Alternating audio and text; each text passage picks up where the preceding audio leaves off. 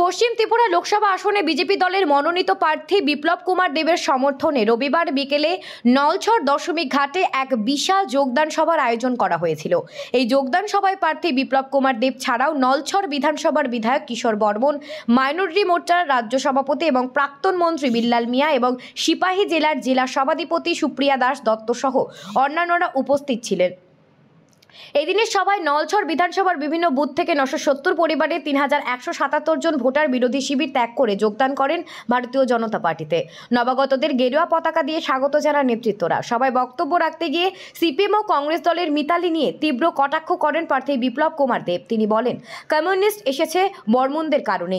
তার পাশাপাশি 35 বছরে বাম শাসনে রাজ্যের উন্নয়নের সঙ্গে বিজেপির শাসনকালে জাতীয় সড়ক থেকে শুরু করে নানাবিধ উন্নয়নের তুলনা করে এদিন বক্তব্য রাখেন তিনি। কমিউনিস্টের সময় জলের কানেকশন পর্যন্ত দিতে পারেনি, মিত্র চাউল পাঠাতে পারেনি। কমিউনিস্টের স্লোগান কি ছিল? অন্ন, বস্ত্র, বাসস্থানের জন্য আন্দোলন করতে হবে।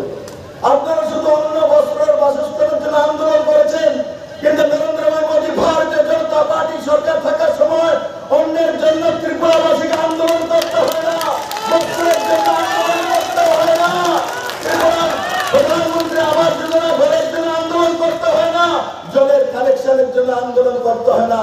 কমিউনিস্ট পার্টির পূর্বতন মুখ্যমন্ত্রী তো এক ভাষণে দেখেছিলাম 2017-তে বলছিল, আমাদের 42 বছরের আন্দোলনের ফল ত্রিপুরাতে প্রথমবার ট্রেন এসছে। 42 বছর আন্দোলন করার পর ট্রেন আসছে। কত বড় আন্দোলন গেল। ত্রিপুরাতে প্রথম ট্রেন কোনটা এসছে? Express train, Tripura Sundari express.